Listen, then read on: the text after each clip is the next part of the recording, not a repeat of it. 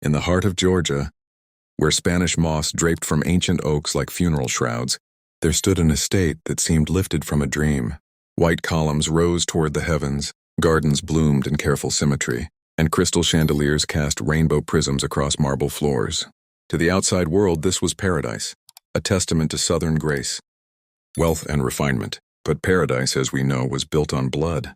This is the story of a woman whose name has been whispered in fear for generations. A lady of breeding, education, and impeccable manners. A woman who hosted the finest society, whose silver gleamed, whose smile could charm governors and poets alike, and a woman whose cruelty knew no bounds. More tea, Governor. Lady Margaret Ashford's voice was honeyed and cultured as she poured from her finest. Silver service. I do hope the journey from Savannah wasn't too tiresome. The roads after the rain can be quite unforgiving. The governor, jovial and unsuspecting, accepted graciously.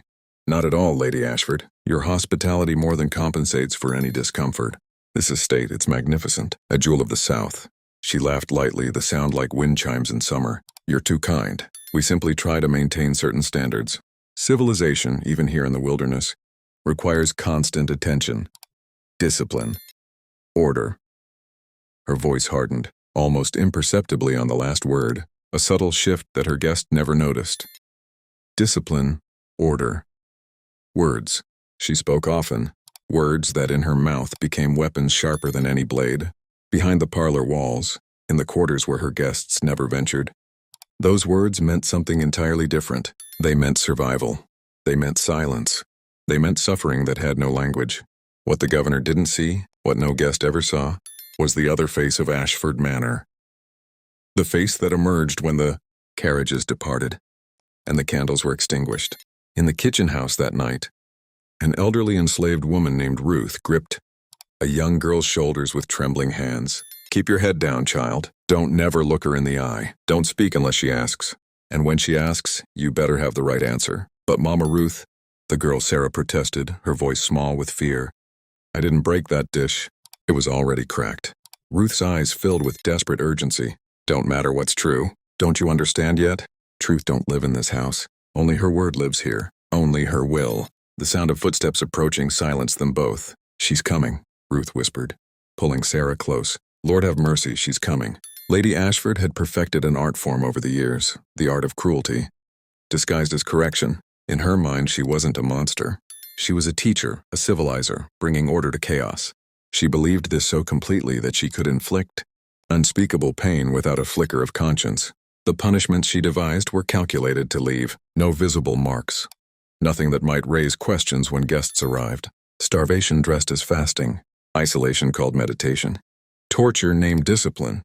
In her private study, Lady Ashford sat in her imported French chair, her posture perfect, her expression cold and measured as she addressed the trembling child before her. You cost me a Wedgwood saucer today. Sarah, do you have any idea what such items are worth? Sarah could barely whisper her response. No, ma'am. Of course you don't. Lady Ashford continued, her tone almost conversational. How could you? You understand nothing of value, nothing of refinement. But you will learn. She paused, letting the silence stretch until it became unbearable. You'll spend the next 3 days in the root cellar. No lamp, no blanket. When you emerge, perhaps you'll have developed a proper respect for the things entrusted to your clumsy hands. 3 days in darkness. For a child of 12. For a dish that was already broken. But this was mild compared to what came later. Compared to the punishments that would haunt the memories of survivors for generations. That evil rarely exists in isolation.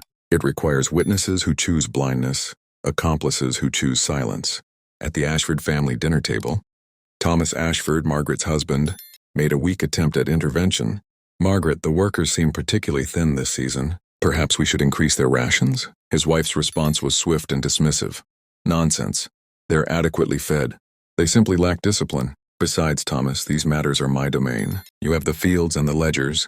I have the household. Thomas simply nodded, his voice quiet and defeated. Yes, dear. Thomas Ashford was a weak man, not evil himself, but too comfortable, too afraid, too invested in maintaining the life he knew. His silence was consent. His inaction was participation. He had traded his moral compass for comfort, his conscience for convenience. Their daughter Eleanor was different, at least at first. Mother, she said one evening, troubled, I heard screaming last night. From the east wing. Lady Ashford's response was sharp as a blade. You were dreaming.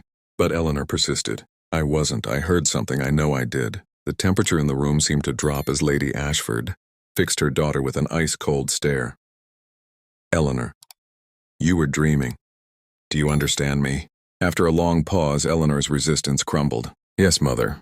What Eleanor heard was real. What she was learning was something far more insidious than her mother's cruelty.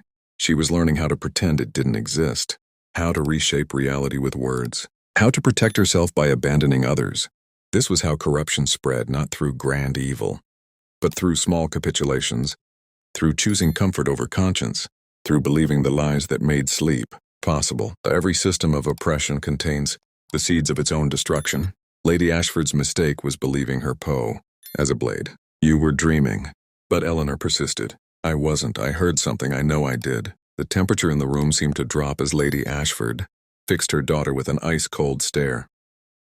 Eleanor, you were dreaming. Do you understand me?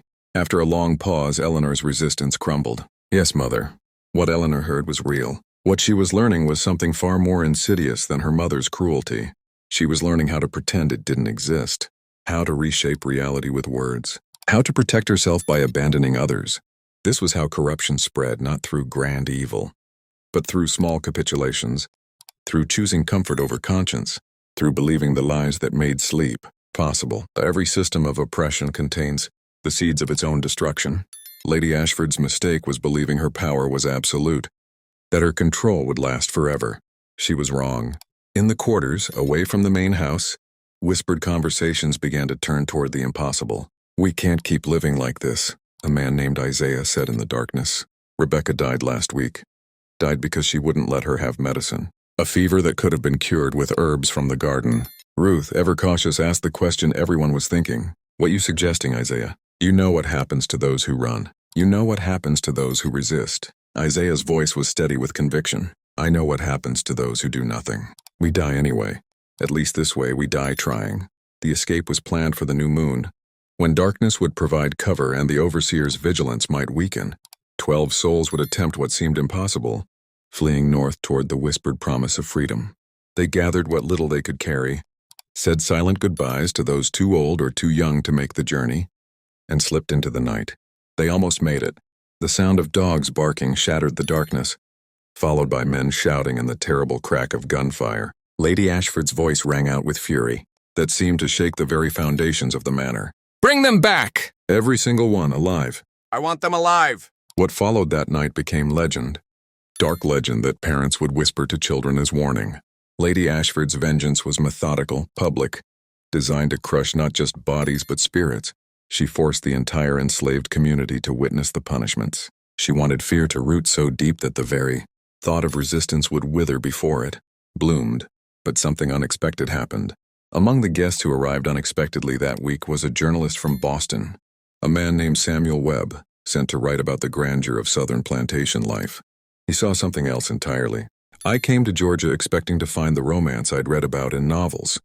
He would later write The Genteel Civilization of the South. Instead, I found hell wearing silk gloves.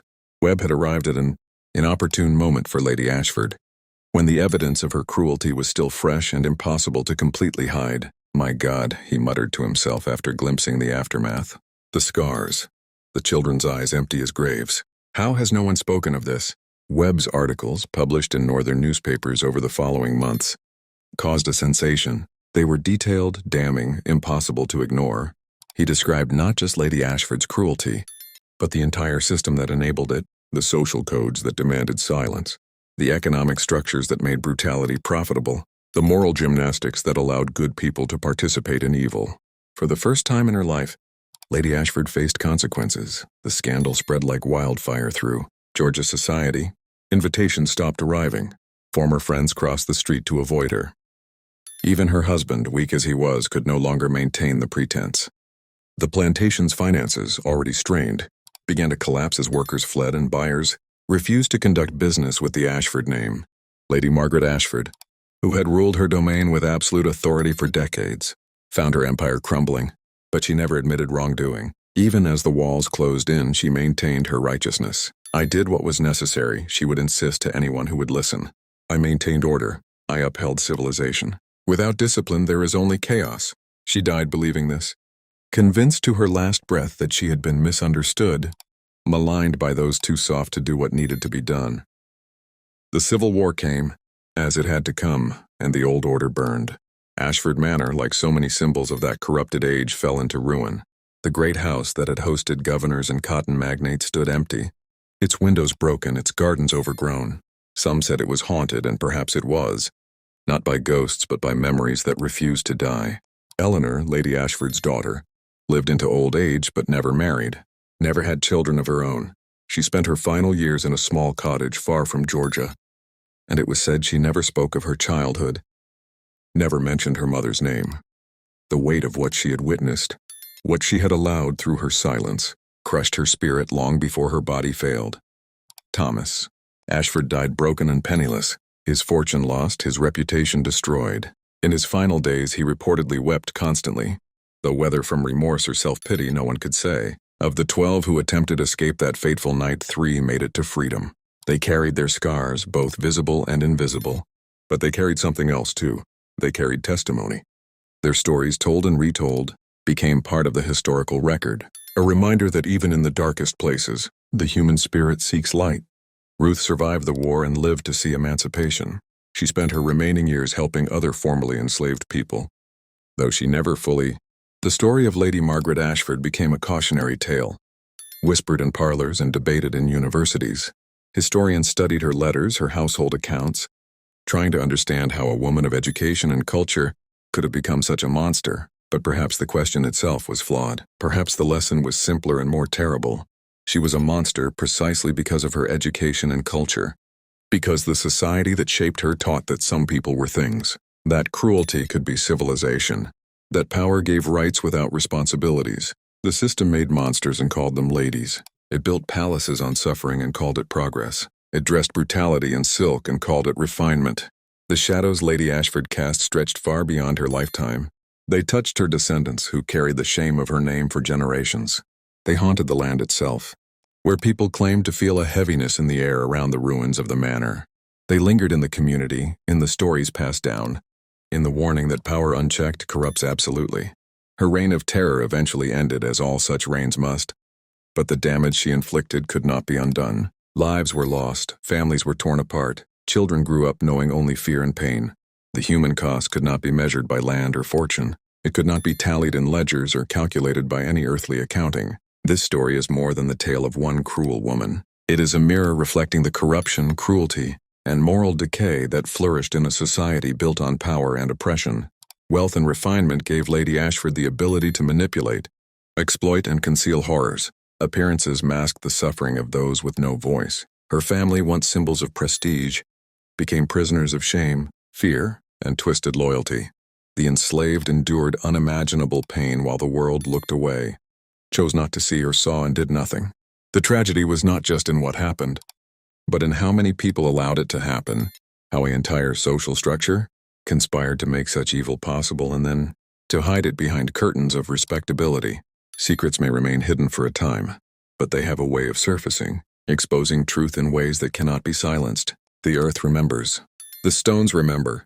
And the descendants of both the oppressed and the oppressors remember, carrying forward lessons that must not be forgotten. History, in all its grandeur and horror, teaches us that appearances are often deceptive, that the most beautiful facades can hide the ugliest realities. The price of cruelty, though it may be delayed, is inevitable and enduring. It is paid not just by the perpetrators, but by their children and their children's children. It is paid in shame and silence, in trauma passed down through generations, in the long, difficult work of reckoning with the past. Today, where Ashford Manor once stood, there is only an empty field. I die. The columns have fallen, the gardens have returned to wilderness. The marble floors are buried beneath decades of soil and leaves. But the story remains, carved into the historical record, whispered in family histories, studied by those trying to understand how human beings can do such things to one another. It remains as a warning and a call. A warning that power without accountability breeds monsters. A call to vigilance, to speak when we see injustice, to act when we witness cruelty, to remember that silence is complicity. The darkness beneath the magnolias has been exposed to light, and in that light, we must find the courage to build a world where such darkness can no longer flourish. where every human being is recognized as fully human, where the beautiful facades we construct reflect genuine beauty within rather than concealing horrors we dare not name.